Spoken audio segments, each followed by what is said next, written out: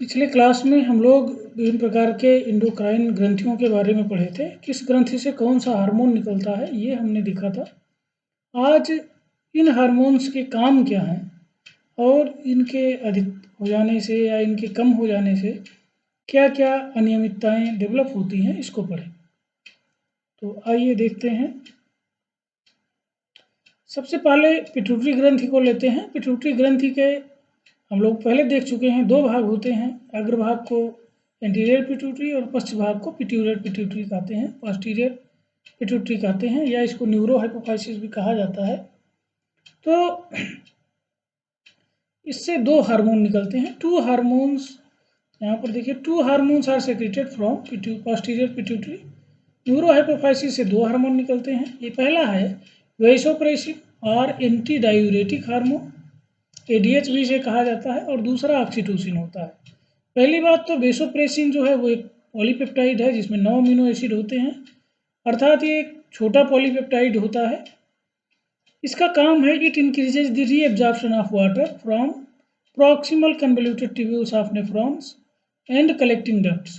तो ये जो नेफ्रॉन है किडनी के, वहाँ से जो बोमेन संपुट में ब्लड से जो चीज़ फिल्टर होके आती है, जिसको हम फिल्ट्रेट कहते हैं, फिल्ट्रेट में से पानी की मात्रा को प्रॉक्सिमल कन्वोल्यूटेड ट्यूब्यूल के द्वारा और संग्रह नलिकाओं के द्वारा रीएब्जॉर्प्शन को प्रेरित करता है, ताकि जो काफ़ी अधिक मात्रा में पानी छन के आया है फिल्ट्रेट में, वो फिर से अवशोषित होकर बॉडी में चला जाए।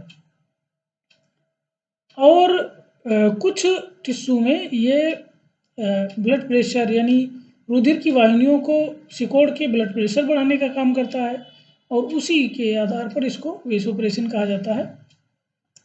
तो दो काम हैं, एक तो ये जो नेफ्रॉन में फिल्ट्रेट आया है उससे अधिकांश मात्रा में पानी को एब्जॉर्ब करा देता है, जिससे यूरिन की मात्रा कम हो जाती है, और दूसरा कुछ ब्लड वेसल्स में सिकोड़ता है, वासो कंस्ट्रिक्शन का काम करता है, इसलिए इसको वेसोप्रेसिन कहा जाता है।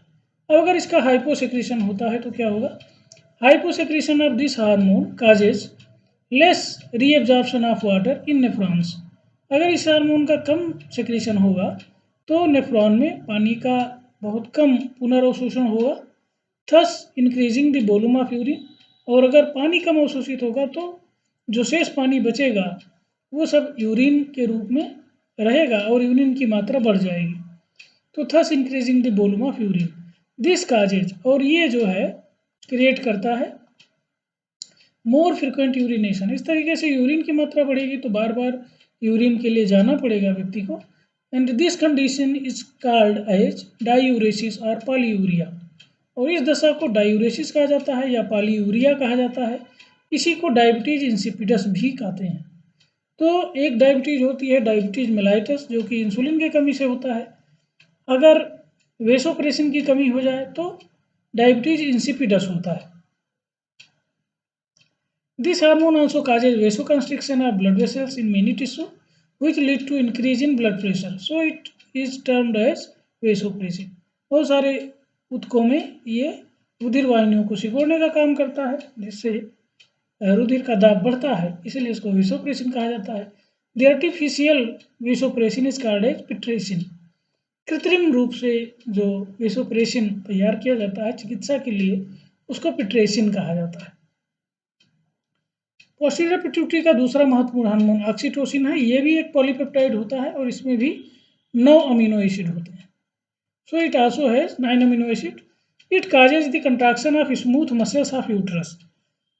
पहला काम है कि ये यूट्रस की जो स्मूथ मसल्स हैं, आरेखित पेशियां हैं, इनको सिकोड़ने का काम करता है, इनमें कंस्ट्रिक्शन पैदा करता है at the time of gestation. तो at the time of parturition होगा। पार्चुरेशन के समय ये यानी चाइल्ड बर्थ के समय ये जो यूट्रस है उसकी पेशियों को सिकोड़ने का काम करता है, thus facilitates child birth eight the time of parturition. तो इस तरीके से जन्म के दौरान ये बच्चे के जन्म को सुगम बनाता है। तो पहला काम ये है कि गर्भाशय की पेशियों में कंस्ट्रिक्शन पैदा करना, ताकि बच्चे का जन्म सुगम हो जाए। दूसरा, it also help in milk ejection. ये मिल्क के स्रावन में भी मदद करता है। Act by contracting muscles of breast. तो आफ्टर पार्चुरेशन जब बच्चे को मिल्किंग की ज़रूरत होती है, उसको भूख लगती है, तो उस दौरान ये जो मेमरी ग्लैंड है या व्रीस्ट है उसकी पेशियों को सिकोड़कर दूध को उत्सर्जित करने का काम करता है, उसको स्रावित करता है। So it is also known as milk ejecting factors, इसलिए इसका एक नाम है milk ejecting factors. Artificial oxytocin is also known as pitocin. कृत्रिम ऑक्सीटोसिन जो होता है उसे पिटोसिन के नाम से जाना जाता है। तो बेसोप्रेसिन को पिट्रेसिन के नाम से जाना गया था और ऑक्सीटोसिन को पिटेसिन के नाम से जाना जाता है।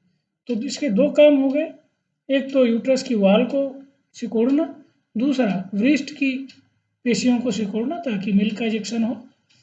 तो ये मिल्क इजेक्टिंग फैक्टर है, यानी दूध के मेमरी ग्लैंड से दूध के स्रावित होने को प्रेरित करता है। अब हम लोग आते हैं इंटीरियर पिट्यूटरी में, हार्मोन ऑफ इंटीरियर पिट्यूटरी। और जैसा हम लोग पहले के सेक्शन में देख चुके हैं, इंटीरियर पिट्यूटरी से 6 महत्वपूर्ण हार्मोन निकलते हैं। Growth hormone, adrenocorticotropic hormone, thyroid stimulating hormone, prolactin, gonadotropic hormone और मिलेनोसाइट स्टिमुलेटिंग हार्मोन, ये हैं। तो इसमें से जो पहला हार्मोन है वो है ग्रोथ हार्मोन। इसको सोमेटोट्रॉपिक हार्मोन भी कहा जाता है। पॉलीपेप्टाइड होता है जिसमें 191 अमीनो एसिड होते हैं और जैसा इसका नाम है, it stimulate growth and development of body. ये शरीर के वृद्धि एवं विकास में मदद करता है। कैसे करता है? By stimulating synthesis of DNA, RNA and protein.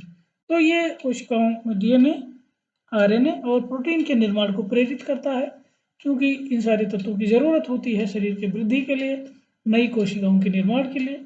तो वो इन क्रियाओं को प्रेरित करता है ग्रोथ हार्मोन। अब अगर इसका हाइपोसेक्रीशन हो, हाइपोसेक्रीशन का मतलब कम स्रावित होना। ये देखिए एरो नीचे की तरफ बनाया गया है, इसका मतलब है सामान्य से इसका स्तर कम हो जाना। तो अगर ये चिल्ड्रन में कम स्रावित होता है तो उसमें ड्वार्फिज्म हो जाता है, यानी वो बौना रह जाता है, उसकी वृद्धि नहीं हो पाती है। इस कंडीशन को नैनिज्म या मिजेट्स भी कहा जाता है। और ऐसे मिजेट्स सेक्सुअली फर्टाइल होते हैं, कद उनका छोटा होता है लेकिन प्रजनन उनकी सामान्य होती है। एडल्ट में अगर कम निकलता है तो इससे पेशियां वीक हो जाती हैं, फर्टाइलिटी दर कम हो जाती है, यानी प्रजनन क्षमता कम हो जाती है। और कभी कभी जो थायराइड ग्रंथि है या ये कह लीजिए कि जो त्वचा है उसके नीचे म्यूकस जमा होने लगता है, आँखों के नेत्र गोलकों के पीछे म्यूकस जमा हो जाता है, तो उस वजह से भी ये